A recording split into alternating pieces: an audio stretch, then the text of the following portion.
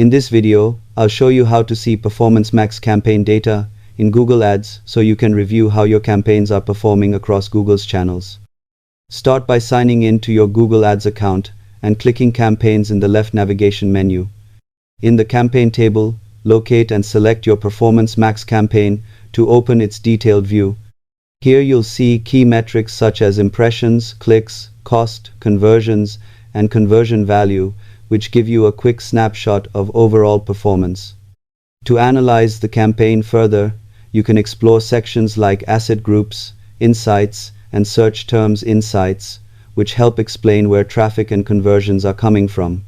You can also adjust the date range at the top of the dashboard to compare performance over different time periods.